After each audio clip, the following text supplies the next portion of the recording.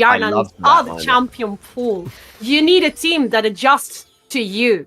And I'm getting that Game of Legion lineup.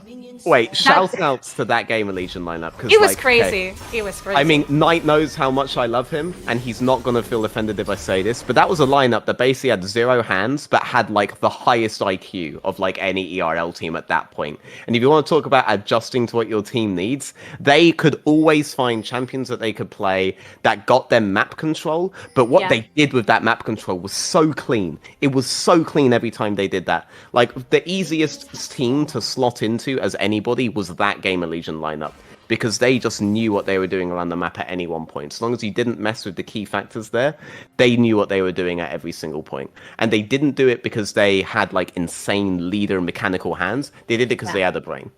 Yeah, definitely. And I remember one of the few games... classic! Sorry, go on. No, the Ornn is gonna be in the mid lane to deal with Jace. This is a lane swap. This is really, really exciting because the Juris, is going to tackle the Jace's damage. And Giyu is looking to a more volatile matchup, maybe, versus Surgus. The Irelia versus the Gwen. Now, this is a whole different approach coming into the game. How is Jace going to deal with the Juris? Like, Juris just don't care about the Jace. I mean... yeah, Ornn actually does win out on this matchup. Level 1, you will lose priority, but otherwise, you do win all-ins against Jace. That's why Jace has to just kind of phase rush, take short trades, and run away. But you honestly just Q-spam him in this matchup and you're fine. But, Matt, I love that you brought up Game of Legion, because we want to bring up another team that was existing way back then, when Sartorius was in the league, and I'm trying to remember exactly the team name that he was on. Okay, that was a nice quick time about to die, and he's ignited. Sorry to interrupt you. No problem. Decap interrupted me with an insane performance here. He actually has a really strong reputation as well in Arabian League. They sometimes call him D-gapped. Because it gets like that when he's on these kind of aggressive champions. You totally like it because Viking is looking for a dive, and quick time is so chang down. Viking maybe not grabbing the kill in there, but going for one. And Sejuani, you know how broken it is. She's almost an assassin, and it's going to be the first grab for Viking. Now the nice grab from the side of D-gapped, the D-gapped Mean Drago. Oh, Phyllis, I'm so sorry for you. So many weapons, and you're still dead. These are 2 kills for DK. The bottom lane, a plating for the bottom them from the 3 of them, all shared advantage. We are talking about 1k and 400 advantage, gold advantage at minute 3 in the game. That is massive. D-gapped has entered EU Masters. Thank God. This is the guy that people love to talk about in the bot lane here of GK. And he lands the successful hook really early on. Viking playing very aggressive early, a free camp clear on bot straight in towards bot play. And off of this early priority on top lane, I'm interested to see if they swap back. Because this move that Sartorius made here, he's done it with champions, with players like Shekolad in the past, particularly when he was on German Division. But Team Sartorius do seem to love doing the top and mid swaps, depending on matchup.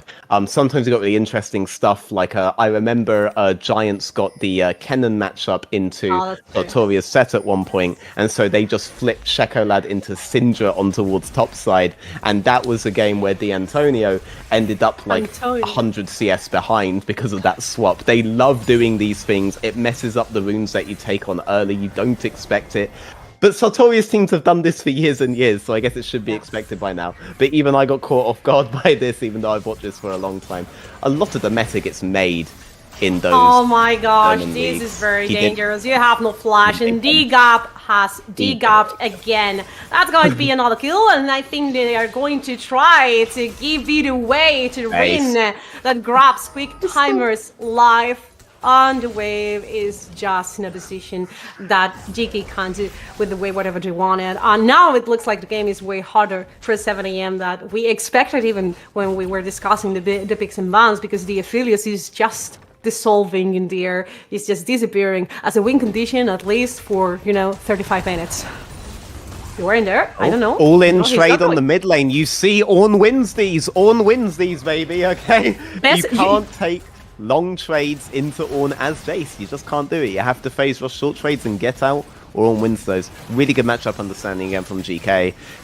Off of D-gapped on the bot lane, they easily get this straight. Quick Timer wants this fight. No, Quick Timer You miss the hook, you miss the play, and you miss your life right away.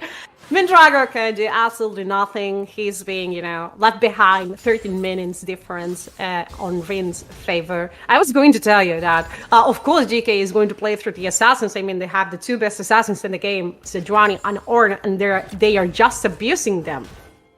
Yeah, I mean, QuickTimer chose that life. I hope someone checks his Bet365 account after this game, because I'm assuming the numbers are going up. But that was a very strange situation. The Drake goes... QuickTimer's already there. He still doesn't have flash up again from the summoners. Neither of them have summoners up yet. Fresh will have a flash, so he needs to play Heavy Lantern on bot, because you have to assume Decap's going to go for it again. Okay, looking for the grab. Okay, this one misses. You can allow him to miss one hook from time to time. He's allowed to miss. He's not allowed to feed. All right, that would break it. Right there, he's just letting Jace know he could have had him. He could have had him at any time he wants. All right, you got lucky, Sahiri. You got lucky. Merciful Pike. Merciful. He's feeling what Mini Drago and QuickTimer have been feeling bot lane for the entirety of the laning phase. Really glad that he was able to pick this kind of champ. We expected this to be maybe the Giyu show, maybe a lot of hard play around mid, but instead this 2v2 bot lane have dominated the early. And because of this lane swap, everyone's getting introduced to this particular matchup that you never really see. Yeah, this ain't going well for you, baby, is it? Oh, no. Now, I mean, Jace's life is just miserable when we get into this situation. I mean, Jace is not a win condition. Like, the matchup in the mid lane is absolutely unmanageable for him.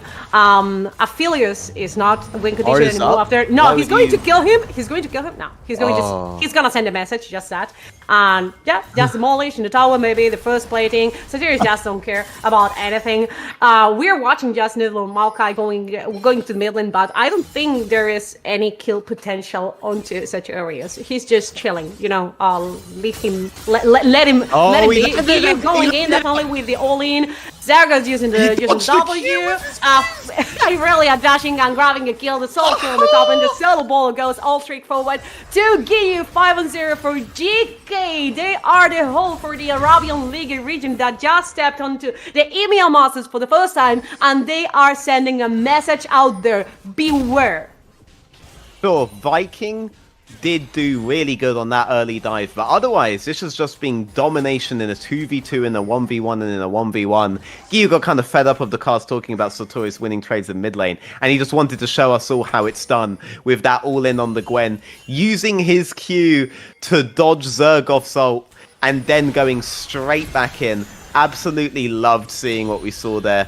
And yeah, that's Giyu on the Irelia. He's now on the board, even though they thought they might have a decent matchup and a decent map state into him. 7 AM, they haven't been able to reset these solo lanes. You want a position where your solo lanes are getting priority, are winning, and are thus able to recall and swap back, and you're forcing GK to keep swapping back, but they haven't found it. Now they're trying to force into Sartorius. Sartorius flashing away, knocking the horse onto the wall, and in the 2v1, Sartorius and Viking, they feel strong enough. Decap is there to help the ultimate from the side of Sejuani, and the trying to disengage, but not enough. Decap using the ultimate to take down the tree. You're chopping the tree with Pyke's ultimate. Zahira takes the Pyke's life, flashing away, trying to save his own life. Tense situation in there because the Reef Herald is just abandoned. Look at that eye disappearing. 7 AM were able to claim that neutral objective, but they were not allowed to grab it back. Zahira, okay. Not okay. We are going to kill Zahira. 2 tanks, the best assassins in the game. Jace. Okay, he's away. Nothing happened. Tanks are kind of in that state, and they have been for a while. It is true. It is. I mean, really, really sad for Jace this game. Oh, trying to engage once again. Decap is never stopping. No ult necessary from the side of Decap. Viking just takes this kill as a trophy. 8-1. Look at the gold diff at minute 10. Yep, the double assassins did well, lowering Jace's HP, and that R knock-up just gets followed up by another knockback from Decap there. I don't think he's not done. He just doesn't care. Like, he's threatening the whole map here. I love seeing Pikes who like to play the whole map, who like to threaten. We haven't seen him go top, in fairness. That still is just left to the support the Annie from the last game, but he is heavily pressuring this bot lane and mid lane. And you know what? This Irelia doesn't seem like she needs much help. Noodle hopefully looking to play Giyu's aggression against him. He's setting up in case Irelia decides to all-in Zergoff, so we should see a bait attempt. No, Zahir, you never jump forward because Sejuani is always there. Look at this. They don't need a carry. They're just enough for themselves. The hero is gonna be taken down by Ornn. Giyu maybe in a terrible situation. The 2v1 in the top lane trying to snip him, but you know, Noodle is a Maokai and he has point and click. See, they're not being allowed to take the kill or something.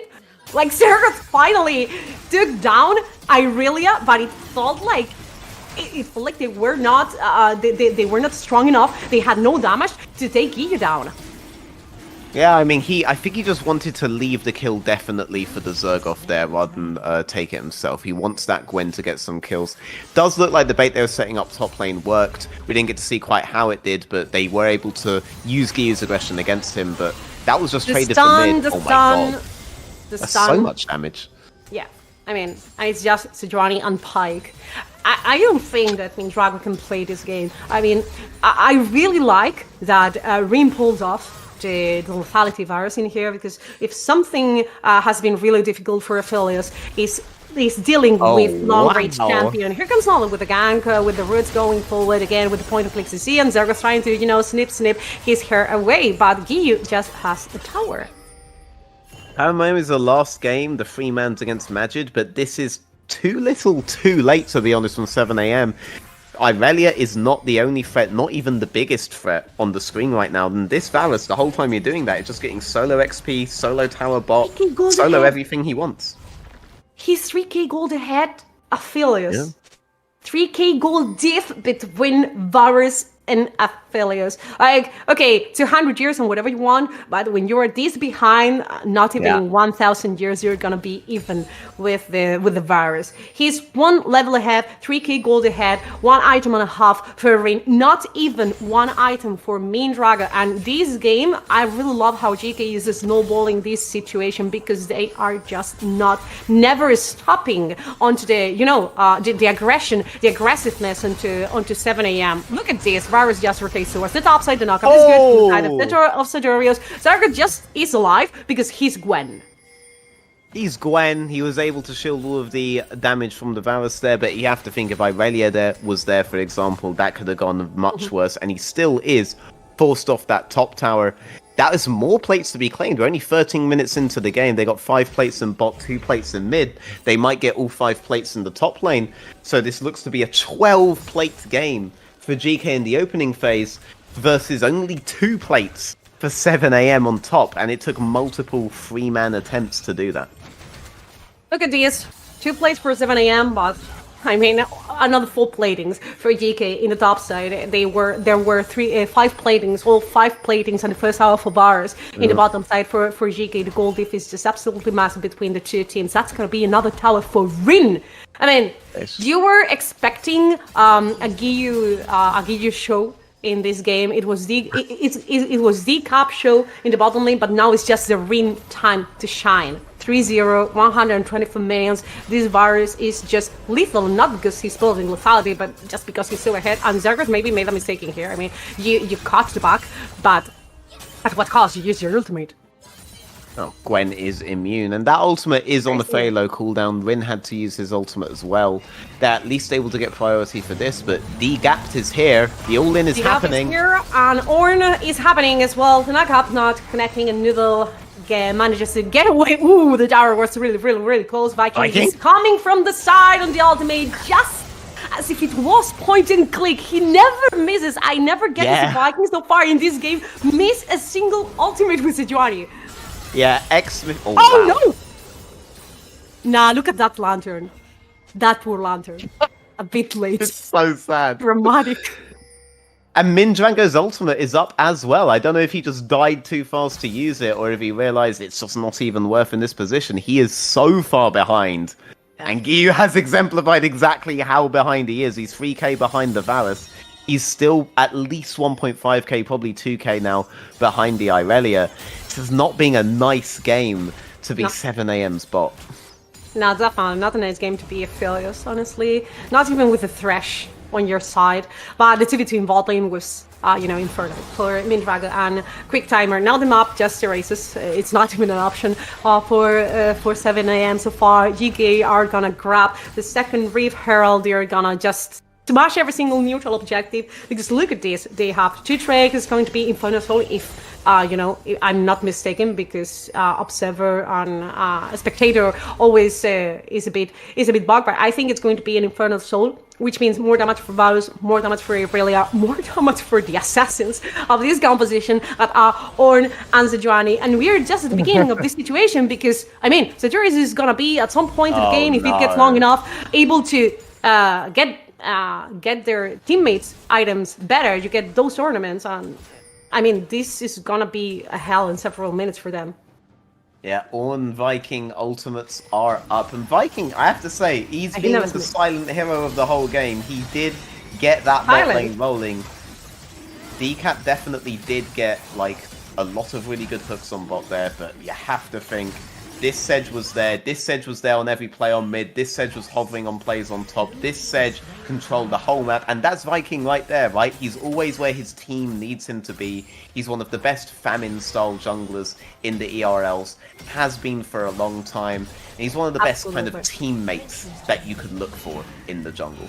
Absolutely, yes. I remember having Viking also in the Superliga for a while, and he was this kind of champion, this kind of player that plays for the sake of his teammates. Oh, that's a nice flash and a nice hook, but Giyu is a really hard champion to take down, and Sahira grabs this shot down. We're watching the gold going to the top side, and Noodle maybe is not being able to get away with this. They're leaving the kill to Sejuani because they know this is another threat in the composition. 12-3. They managed to grab a kill onto Giyu, which was an important takedown for them, but at the cost of Noodle's life in the top lane. Yeah, it's cost of Noodle's life. We have to think right now, where is the comeback play? I feel like a lot of it is on this Gwen. The Gwen is the one who has a lot of outplay potential against Geekay. So if you can maybe trade some economy on her, things can be worth. They're giving her solo XP on towards the top lane here. Mindrago is not moving up in that mid... No, yes, he is, okay? He is feeling it a little bit on the next mid wave. This Jace getting a reset, leaning in towards mid now, but the whole map is essentially shifting towards this top side, trying to allow this Gwen to keep getting economy, because that's their big comeback. Noodle's gonna have to die for it a few times, the bot lane even's gonna have to die for it a few times, but that's the only hope they have, because realistically, Geekay had this game in the bag from the second dive on bot. This is what a hunter looks like. This is what a predator looks like. Look at that hook. Decap trying to get Sahira, and Giyu is there with the stun. Giyu is taking Sahira down. Patience. You wait for your moment. You wait for the prey to be distracted. You wait for the prey, looking for the shop. That's what happened. Easy kill for Geekay, 13-3. That's absolutely crazy. I thought that we were gonna collapse on Mindrago because they were pinging massively in the mid lane, but no. Sahira was the objective. Yeah, but the Herald being dropped in on the mid lane there. Noodle's doing an attempt to interrupt all of this, but it will drop eventually, and they don't have a conceivable way of winning these fights. Even if they land any CC down, I don't think following up with anything they have left is going to go well for them. Just Decap, just Viking, and just Rin being there is more than enough. Prowler's Claw coming out on the Varus, by the way. Veigar V2 is smiling from his perpetual Twitter spam. Do you think Saturio is scared? Do you think Saturio is scared? Because I don't think Saturio scared that much. He's going in, but just wait, because their teammates were gonna be to follow him, and Giyu grabs the kill on Zergoth, and Scenarios is just not caring, as I said. We're calling the Forge God in there in the top lane. The play from Quick Time going golden, and that will make some time for his teammates to run away, and Giyu grabs another kill. Now they are 5-2 for Giyu. On this Irelia, we expected him to pop off in quite a signature champion. We are just saying he's going to be a signature champion, even though he's a very, very young player, but definitely delivering on this kind of play. 7 a.m. receiving a wake-up call there. Yes, your Gwen is powerful. Yes, she can win the long trades against stuff like the Ornn right now. But no, you can't play that aggressively. You need to go for the plays that you know are going to work. I do respect a good flip, but realistically, you just saw GK making a play on the midsection there. You can't do an extended play on top. You're only looking for short ones in to execute, and the Fresh wasn't there to make that play shorter to give the additional dash. By the time the Fresh was there, the play was done and the Fresh was dead. Yes, Viking can allow him to do this kind of things, going in all alone by himself, because 7am just lacked the damage to take that Sejuani down. He can go ham. He just can't go ham. There is no counterplay to that. Yeah, I mean, it's difficult. Like, I'm trying to find counterplays right now, but it is actually really difficult for me to find a way for 7am. Look, it's 7am. They have a disengage heavy composition. They do have that. Yeah, but they're 11k gold behind. They're 11k gold behind, and they're basically paper at this point, and they're shooting with Nerf guns into the enemy team that's coming back at them with a napalm bomb. So that's the issue right now, to put it lightly. The most powerful champions on 7am are probably about half as damaging as the Ornn and Sejuani are on the side of GK. That's just the simple fact of the matter right now. It's a pretty difficult game, and GK, if anything, are playing of their food. They should look to do this Baron as soon as possible and feel very confident about their ability to qualify to the next stage. I'm interested to see what they can do into a lot of the teams that are already there. I think they can make this quite competitive. Viking showing he hasn't lost anything that he developed while he was in the LFL that time, or in the NLC as well when it was still an accredited league. Sartorius still showing that he knows his damage, he knows his all-ins like no one else, and Giyu showing he can perform. Decap Rin, obviously the new incoming guys, but man, Decap's had a game. You just said that you do respect a good play, but this is quite a hell of a play because Sartorius is going in, and you know, GK is just smashing and sweeping away 7am. Varus is down though, they managed to grab one single kill, but look at that. Giyu took down quick time as Ahira is as well down, and Gwen was the one that was ahead, but not enough to deal with GK fire in this situation. Noodle is the last one standing alongside being Dragon that managed to get to base, but that was a desperate attempt from the side of 7am. Noodle is trying to make some time, but it's just gonna be not enough. Now this is maybe a realistic Baron Nashor situation for GK. I got to see veteran a lot of teams that made it snowball to fast in games in EMEA Masters and ERLs as well, that sometimes get stuck in this situation where they have the gold to literally destroy the enemies, but they just, you know, they need the Baron Nashor to happen. I mean, the Baron Nashor is going to be obviously their way to get in there because they're somewhat outrange. And there is the Maokai that has heavy engage on the tower. At tier 3s, that composition is quite deadly. I'm so interested here, though, that GK have actually opted into the Infernal Soul. This is something you hear about talks theoretically a lot, but you don't normally see teams go for the Soul over the Baron stats. They normally figure they can just close with the Baron. But with the Soul, you don't even care so much if the opponent has the Baron when you have this kind of a lead, because the Baron almost forces your opponents to have to play into you. You can't freeze anymore, you can't slow push anymore, the Baron's pushing for you. So GK will just get that fight with an Infernal Soul and guarantee win it. You're fine with that kind of a trade. That was really interesting from them. I'm happy to see it done. They're not too bothered 7 they haven't started this, because that's another point of contest, and we know who's winning a point of contest at this stage of the game. Yes. And more if we consider that they have that Infernal Soul you were talking about. I like to say that Soul is forever and Nashor is temporary, and you need something to stay forever. Quick timer just disappeared. Oh my god, I'm on the country.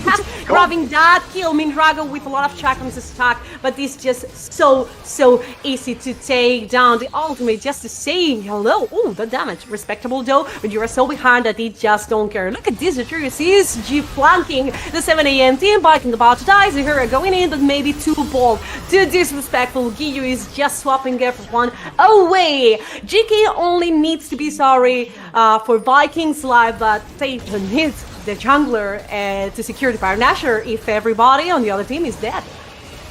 They're making it look easy. I mean, when you have to play at 7am but qualify for EU Masters main stage at 6:30pm, that's what it looks like. They are demolishing them in a matter of seconds every single time. They know they have the map. They're getting every objective they want. They're getting every fight they want. 7am are just slowly learning they can't contest anything on the map. They just can't. I mean, I respect that they are trying to flip, but these just, they are so behind. I mean, the multiple diff is just uncontestable anymore. 24 and 5. I mean, 45 kills in the kill counting in favor of GK. That's just too much. I really stand to.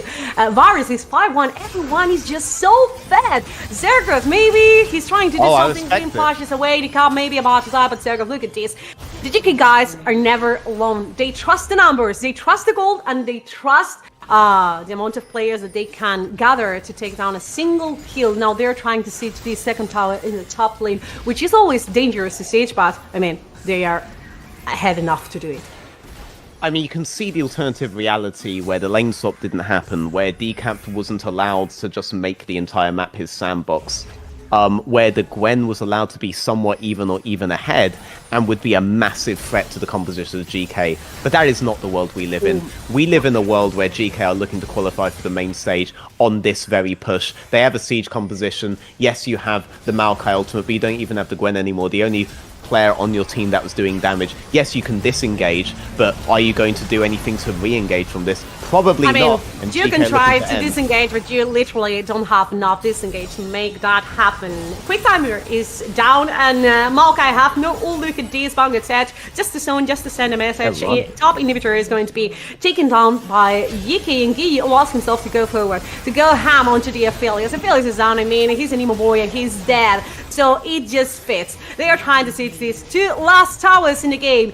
GK maybe in the main stage, but first they need to deal with the knockout stage. 4 victories are not enough. GK is going to be 3-on-1 right now. Remember, they are with the Eggies in the Group A, and they still need to grab a couple more victories. That shutdown is Varus, though, pretty interesting. Maybe GK was a bit great into going ham for the Nexus. Arcturus is gonna be taken down, and those are 3 kills.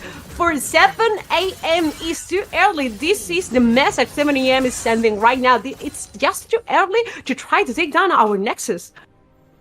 Oops, that was Sotoris' first death, but I just love how he just casually bonks the Maokai on the way out as well. Didn't expect him to be able to trade a kill there. But he did, and the Gwen is on the board. The Gwen has 5 kills now. That's more kills than the Sedge has. That's more kills than the Ornn has. That's more kills than anyone but the mid and ADC have. It's actually a doable situation somewhat for the Gwen, if you ignore the fact that every tower is gone. All the oh no, wait, you still have that one bot tower, but you do have an exposed Nexus right now. Probably looking at one more push for GK. They tried to end it. They probably could have ended it. They went a bit too deep. But I do respect how deep they went there. They're testing the limits. They're having fun. Let's be real. I don't think so, right? Here comes the goal of Cold God. The knockoff goes into the Gwen. That maybe is the last chance, the last hope. But I am worried at the amount of copium you're selling right now in here, because Orchid is buying it all. Orchid is buying all this copium you are saying. We're talking about 15k gold diff in favor of GK. We're talking about these guys maybe going a bit forward, maybe going a bit too deep. They should be strong enough to close this game in several minutes. Hey, once you hit 6 items, gold diff is just elixirs, right? And we're halfway there. Well, we are halfway there. 3 more items. I mean, Drago just has 2 items. Just 2 items. We're approximately halfway there. I'll give you that. Just 2 items. I feel so bad for Aphelios, because this game is just unplayable for Aphelios after the first minutes in the bot lane. Literally, you can play versus the Varus. He outranges you, and he's going to be punishing you and slowing you down with the Cerildas in the inventory. And you have just face-checked every single part of your jungle. Look at this. Ow! Oh my god. Ow! That hurts. Well, that's an Elder for GK. With 1 Q, it's being secured. No. This is a trap. I sense Quick Timer is in a poor position. Quick Timer is gonna die in a quick time. Rain is taking down the skill. The Elder Drake is gonna be taken down by the GK guys. Look at this, you're going forward with flash and everything. This is the first time I see Viking missing out. This is the first time I see Viking missing Sejuani's ult. Sagas is trying to dance, but this dance is very, very dangerous. Here it's just rolling around, and now this is it. Just Mindraga is alive, but it was just because he was not there. Look at that poor bee. No. No. He just accepted his fate on that one, didn't he? I just feel so bad for Mindrago. Well, this is it. This is GG. There's no one left from the side of 7 AM to defend this Nexus, and it's going to be GK's victory, the third in that Group A. They still need 1 or 2 more to reach the knockout stage, but it's just looking good for them later on. Oh, 100%. I mean, they should feel very comfortable about this victory. Yes, at the end there, it got a little bit scrappy. They got a little bit desperate.